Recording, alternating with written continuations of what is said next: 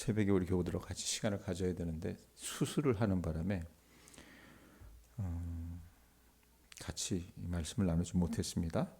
그래서 토요일, 일요일 이틀이 지나고 나서 원래 이 순서대로 하면 오늘 본문입니다. 24장 50절부터 67절까지 이 내용인데, 이 창세기 24장은 여러분 꽤 길잖아요.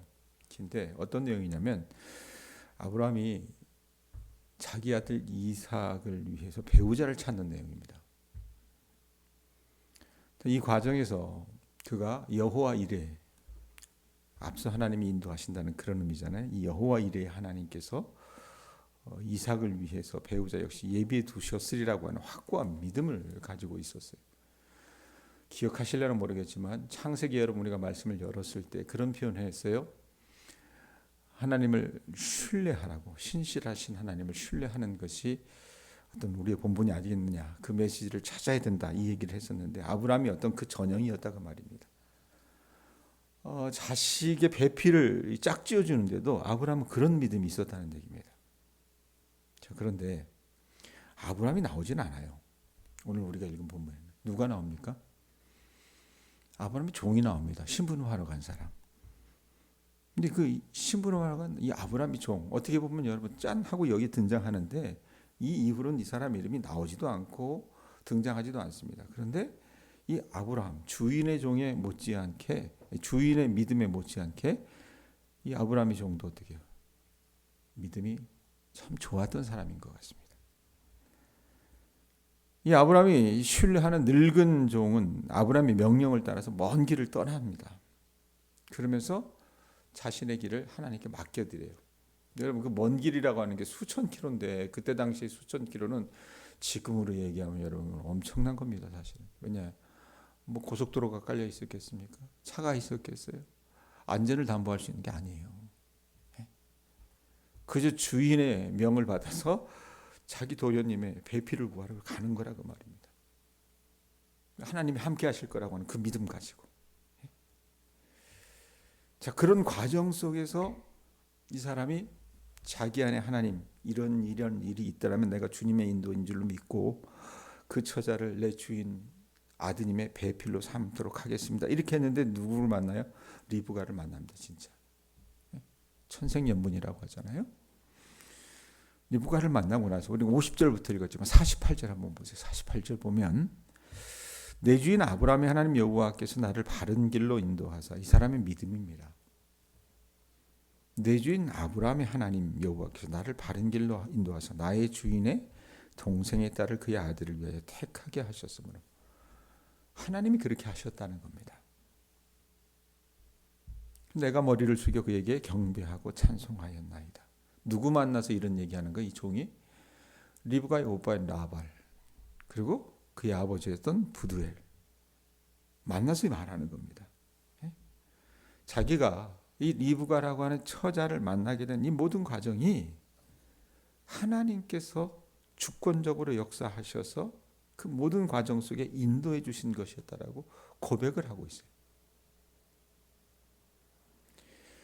그러면서 이 사람이 리브가와 그의 가족들에게 자기의 간증을 이야기하면서 결단을 촉구하는 것이 49절입니다. 자, 이게 보통 상스러운 일이 아니니까, 하나님이 하신 일이니까 49절 뭐라고 그래요? 이제 당신들은 인자함과 진실함으로 내 주인을 대접하려거든 내게 알게 해주시고 그렇지 아니할지라도 내게 알게 해주셔서 내가 우로든지 좌로든지 행하게 하소서. 굉장히 충직한 사람이었어요. 딴 생각을 안 하는 사람이었다고 말입니다. 자기에게 그런 확신이 있었기 때문에 자기 믿음을 피력을 하는 거예요. 그러면서 어떻게 보면 자기는, 여러분 이 라반이나 이 부두엘 같은 사람은 잘 모르잖아요. 종의 입장에서는. 그런데 아브라함의 친척이긴 했지만 생면부지인 이 사람들에게조차도 어떻게 결단을 촉구한 겁니다. 내가 이 처자를 데려갈 수 있게 해달라고. 자, 50절 51절 라반과 부두엘이 대답하여 이르되 이 일이 여호와께로 말미암았으니, 인정을 하긴 합니다. 이 사람들이 우리는 가부를 말할 수 없나라. 인정하는데 왜 가부를 말할 수 없어요? 51절 리브가가 당신 앞에 있으니 데리고 가서 여호와의 명령대로 그를 당신의 주인의 아들의 아내가 되게 하라. 자, 하나님의 인도하심을 생생하게 경험했던 이 아브라함의 종이 간증을 하잖아요. 그러면서 그 딸을 내어달라고 그렇게 촉구를 하는데 리브가의 오빠 라반과 그녀의 아버지 부들은 당황했었던 것 같습니다. 성뜻 화답을 못해요. 한 발짝 뒤로 물러납니다. 이 종의 말을 들어보니까 자기들도 그것이 하나님이 하신 일이라고 하는 것을 인정할 수밖에 없었습니다. 하지만 워낙 여러분 이 일을 당하는 그들 입장에서는 급박하게 이루어진 일이었기 때문에 아마 가부를 말할 수 없다라고 답한 거 아닐까 싶어요. 그래서 리브가를 데려가도록 허락하기보다는 데려갈 테면 데려가 보라는 어떤 그런 뉘앙스로도 비춰지기도 합니다. 아마 이들 입장에서는 설마 리브가가 고향과 가족을 버리고 이 생면부지의 사람을 따라가겠어? 이 생각을 했을는지도 모르겠어요. 자, 아브라함의 종이 어떻게 해요? 라반과 부디엘이 답변을 듣자마자 그 소식을 한시라도 빨리 자기 주인에게 알려야 되겠다고 생각을 했어요. 그래서 어떻게 합니까? 그 다음날 날이 밝자마자 떠나겠다고 얘기를 해요. 52절에서 54절입니다. 아브라함의 종이 그들의 말을 듣고 땅에 엎드려 누구에게 절했대요? 여호와께 절하고 은금 패물과 의복을 꺼내어 리브가에게 주고 그의 오라버니와 어머니에게도 보물을 주니라. 지참금을 주는 거겠죠? 그 다음에 54절 이에 그들 곧 종과 동행자들이 먹고 마시고 유숙하고 아침에 일어나서 그가 이르되 나를 보내어 내 주인에게로 돌아가게 하소서. 순서대로 이 사람은 충직한 사람이기 때문에 성실한 사람이기 때문에 빨리 갈 수 있게 해달라고 얘기를 해요. 자, 그런데 리브가의 가족들은 깜짝 놀랐어요. 아니 좀 사람이 좀 며칠만이라도 어떤 여지를 줘야 되는 거 아닙니까? 그래서 머물러 갈 수 있도록 간청을 해요. 아마도 그냥 우리 상식선에서 추정하면 이들이 이렇게 간청한 이유는 급하게 리브가를 떠나보내야 한다는 어떤 아쉬움 때문이 아니었던가 싶어요. 저를 보내달라고 그렇게 얘기를 하니까 어떻게 해요? 리브가를 불러서 묻습니다. 자기들 딴에는 리브가가 그냥 며칠 더 있다 갈게요 이 말을 할 줄 알았는데 57절 58절 보세요. 그들이 이르되 우리가 소녀를 불러 그에게 물으리라 하고 58절 리브가를 불러 그에게 이르되 내가 이 사람과 함께 가라리냐 묻습니다. 어떻게 대답합니까? 그가 대답하되 며칠만 머물다 가겠어요 이렇게 대답하는 게 아니라 58절에 뭐라 그래요? 가겠나이다 그래요. 아마도 자기들 심정과 같을 것이라고 생각을 해서 리브가에게 물었던 것 같아요. 근데 의외로 리브가는 어떻게 합니까? 바로 가겠다고 대답을 하는 거예요. 알지도 못하는 남자를 따라서 다시는 못 돌아올 수 있는 그 먼 길을 떠나는다는 게 여러분 가녀린 여인의 입장에서 한번 생각을 해보세요. 우선 그동안 수십 년 동안 함께했던 친정 식구들과 생이별을 해야 한다는 데에 대한 아쉬움과 연민이 있지 않았겠습니까? 또 그 가나안 수천 킬로의 그 여정이 위험천만한 일이 아닐 수 없는 그런 여정이었는데 리브가는 어떻게 해요? 자기의 운명과 관련된 이 일들을 종을 통해서 듣잖아요. 이러이러해서 하나님이 역사하시고 예정하셔서 그런 여인을 만나게 해주신다면 내가 그런 확신을 가지고 왔는데 바로 당신 처자를 만나게 됐습니다라고 하는 어떻게 보면 꾸며낼 수도 없는 이야기를 들었기 때문에 이 사람이 어떻게 그게 하나님 하신 일이다 라고 신뢰하면서 어떻게 합니까? 자기가 결단을 합니다. 그래서 리브가의 가족은 그녀의 자손이 많아질 것이고 그들이 적을 제압할 것이라고 축복하며 딸이 가겠다는데 어떻게 해요?